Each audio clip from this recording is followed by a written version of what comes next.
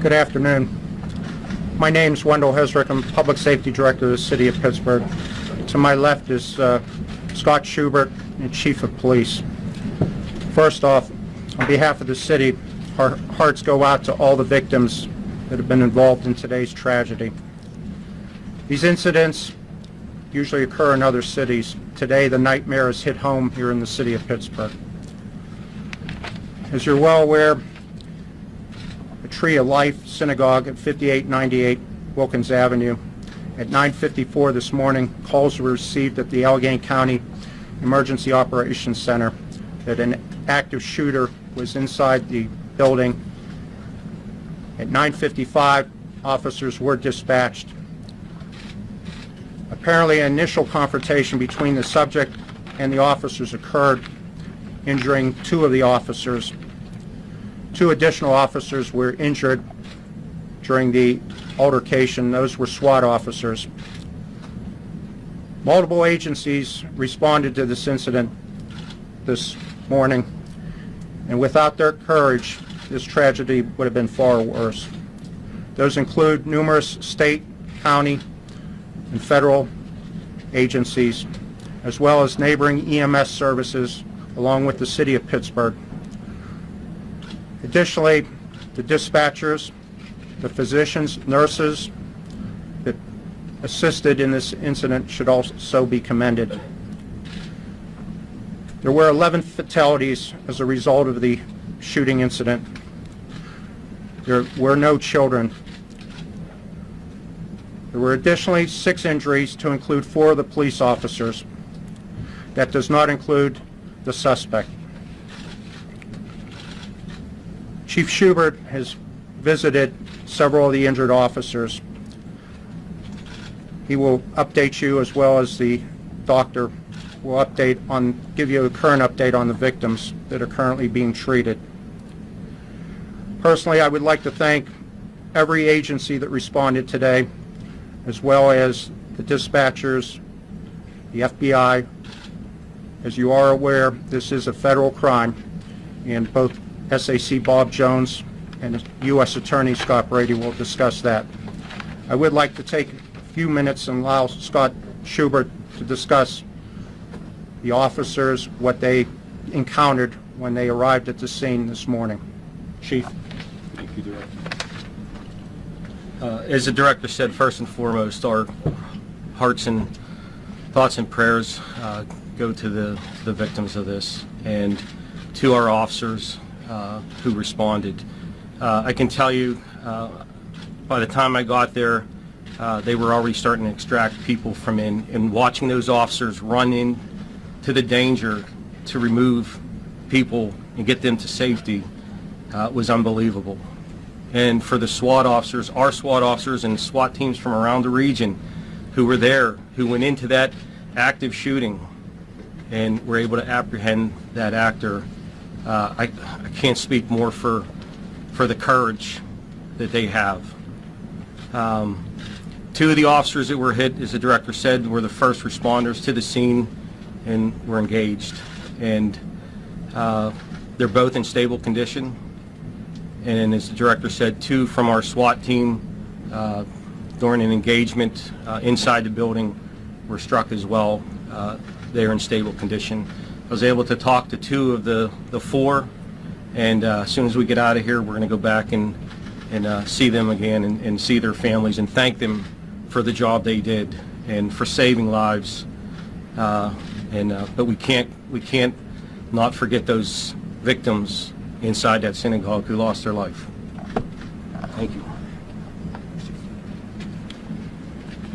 Good afternoon. I'm Bob Jones. I'm the Special Agent in charge of the Pittsburgh office of the FBI.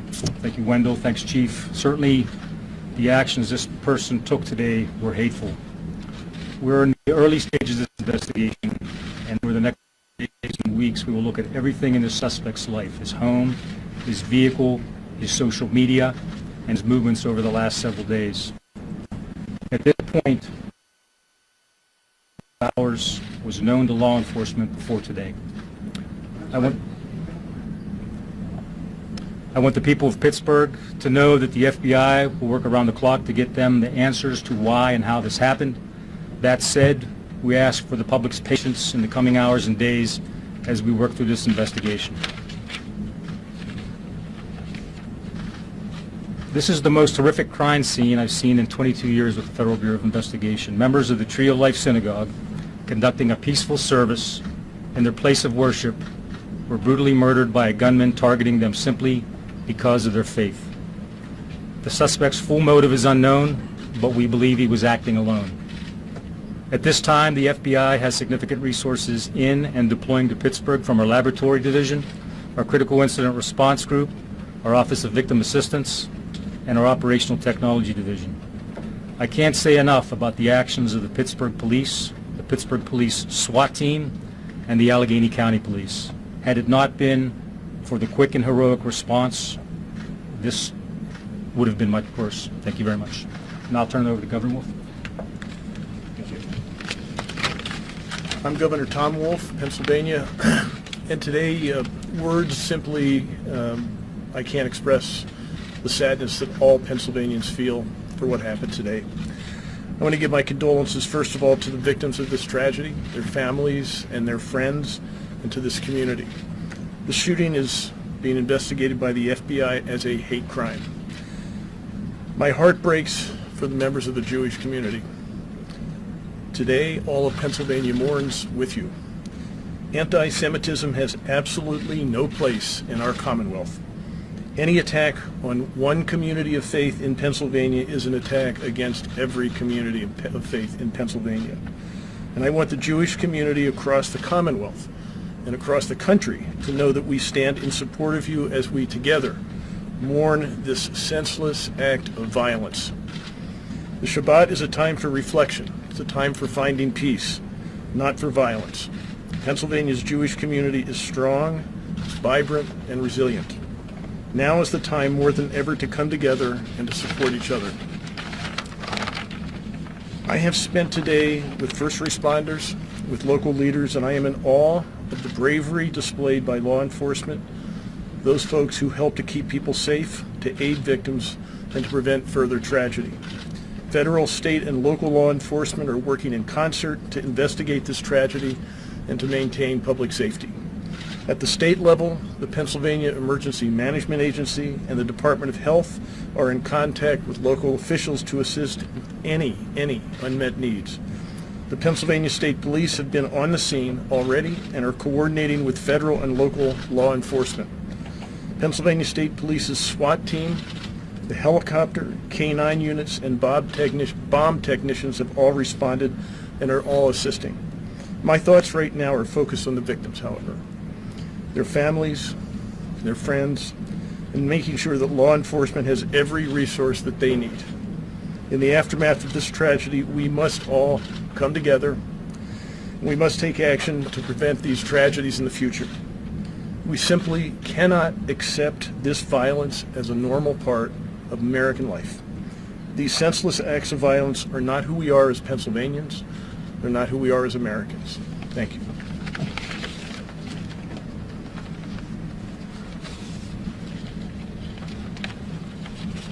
Good afternoon. I'm Scott Brady. I'm the United States Attorney for the Western District of Pennsylvania. Today is a tragic day for Pittsburgh, and it's a tragic day for our brothers and sisters in the Jewish community.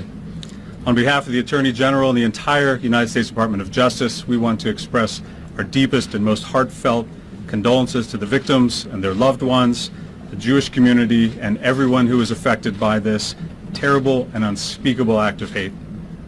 I spoke with General Sessions today, and he wanted me to also express his condolences and know that he stands with Pittsburgh and with Pittsburgh's Jewish community. The actions of Robert Bowers represent the worst of humanity. We are dedicating the entire resources of my office to this federal hate crime investigation and prosecution, and we expect to file criminal charges shortly, perhaps as early as today. Please know that justice in this case will be swift and it will be severe. I want to echo the comments of Chief Schubert and the bravery that was exhibited by the SWAT teams of Pittsburgh Police and the Allegheny County Police. They ran toward gunfire to keep people safe, and they exemplified today the best of all of the traditions of law enforcement and of the Pittsburgh Police. Know that we're working together with our federal, state, and local law enforcement partners to gather all the facts. The cooperation of law enforcement has been outstanding. I was at the scene today, which, as was stated by Special Agent Jones, was a horrible scene to witness, and yet all of the federal, state, and local partners stood together in concert and are working together to solve this. We deeply appreciate the response of the Pittsburgh Police, the FBI, Allegheny County Police, and all of our law enforcement partners who are working so hard. Know that we will work day and night for justice for the victims of this crime, and please know that we'll continue to update you as we are able. Thank you.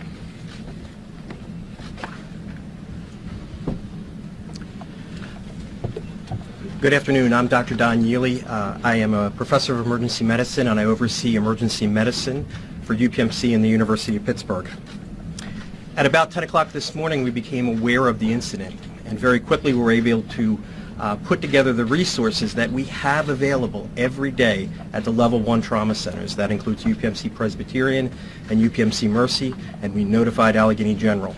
We were able to dispatch to the scene 3 physicians who have expertise in EMS, working with peace officers and our outstanding EMS providers to help assess the scene and to help accomplish triage. We're blessed here to have the finest EMS providers in the country, and we're blessed because people have invested in people and in resources over decades to make sure that we have that type of excellence.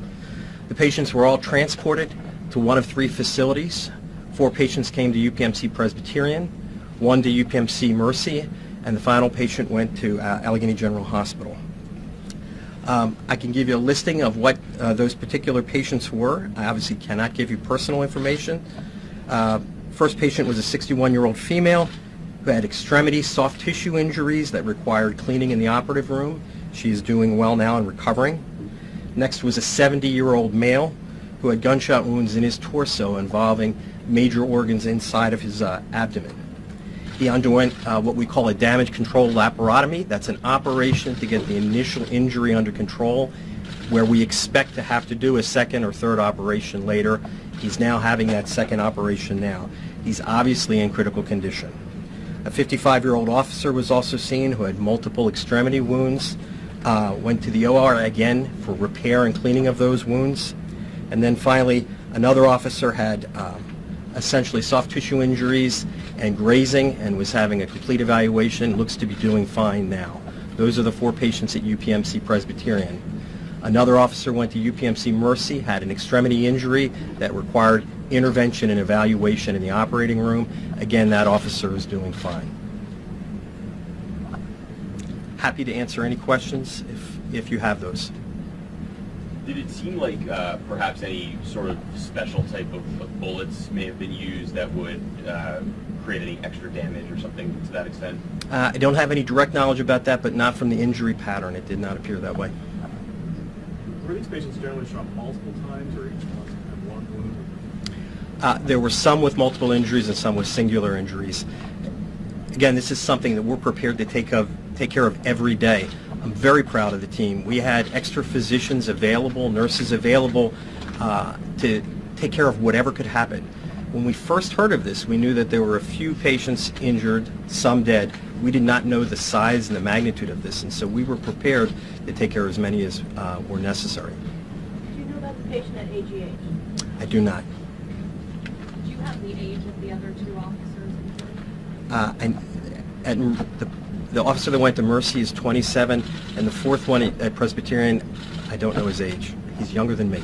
Are they all male officers? Yes. Can you give us a breakdown of the patient conditions? I would describe 2 as in critical condition. In the ICU right now, one of whom returned to the operating room. The others are doing well. We would not, they're obviously seriously injured, but I would not describe them as critical. I'm sorry, the second patient who is in critical, you mentioned the 70-year-old male. Is the other the 55-year-old officer? Yes.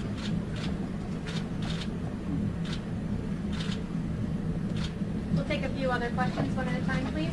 Question for the special agent. Thank you.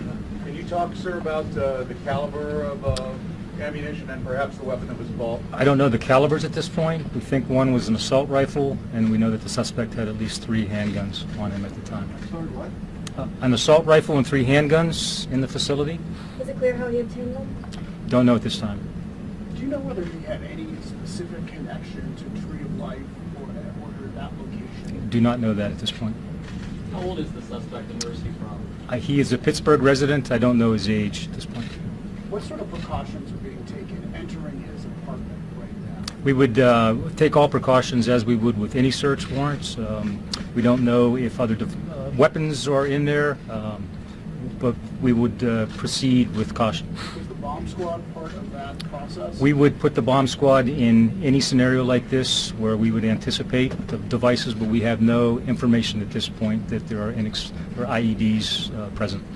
How long was he in the synagogue before he was brought into custody? Approximately 20 minutes. What sort of condition is the suspect in? And is he speaking with law enforcement? I'll turn it over to Wendell. I will not get into whether or not he's speaking with the authorities. However, my understanding was he was transported to the Allegheny General. He's in fair condition with multiple gunshot wounds. Did he found any body armor? I do not have that answer at this point.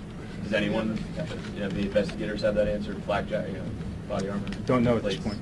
Can you tell us a little bit more about the service that was going on inside when the gunman entered? I don't know. I know a service was taking place. I'm not quite sure of exactly which kind. Okay, there have been reports it was a baby naming, Yes, we heard that as well. but we can't confirm. I can't confirm that at this time. Was the gunman shot by police or were there self-inflicted gunshot wounds? We believe it was police, but definitive determination will have to be done with the investigation being conducted by the FBI. The ages of the people who were killed, or any other information about them at this time? We do not. We're hoping to have a follow-up press conference tomorrow, and at that time a representative from the medical examiner's office will be here. No children were killed, is that what somebody said? There are no children Were there among the among the deceased. injured, any children? I'm sorry? Were children among the injured at all? I don't believe so. Were they present? We are still talking to the many witnesses at this point, so. Did the gunman shout anything before he opened fire? We don't have that information at this point. Are local synagogues in Pittsburgh on lockdown at this time? I don't know about lockdown, but we will certainly make sure that the information is passed so they can take necessary precautions. Should people of the Jewish faith in Pittsburgh be worried or be on alert, or do we think that the threat has been? We think the threat has been eliminated. Again, we don't think that anybody has been associated with this gunman, but we'll continue to look at all angles in the conduct of the investigation. If I could just follow up on that, Pittsburgh Bureau of Police have been notified of numerous services that are being conducted, including a vigil tonight, and we will have adequate police protection at those There was no sites. security at the synagogue this morning, was there? Not that we're aware of. Last question. What can you tell us about the suspect's movements inside the synagogue and what he actually did when he went in there? After he entered the synagogue, it looks like at that point he murdered the 11 prisoners. I believe he was exiting or in the process of exiting the synagogue when a Pittsburgh uniformed officer engaged him. That Pittsburgh officer was subsequently wounded. He withdrew, and as he withdrew, the defendant or the suspect went back into the synagogue in order to hide from SWAT officers who were moving towards the scene. And that's all we know at this point. And what's his status medically? Is he injured? The suspect. He is. I'm sorry, one clarification on the weapons. You mentioned an assault rifle and 3 handguns. Is there evidence that he used all of those weapons? I don't know that at this point. We'll look at the crime scene in detail this evening and no more, and update you in the morning. Or he just walked in and was open? I don't know that at this point. Thank you, everyone. Ammunition, was there a reason he kind of stopped? Surrounded?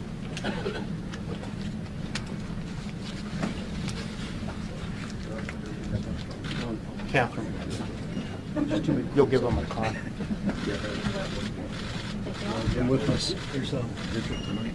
Yeah. 6 o'clock. For example, there's one tomorrow. It's also the phone number.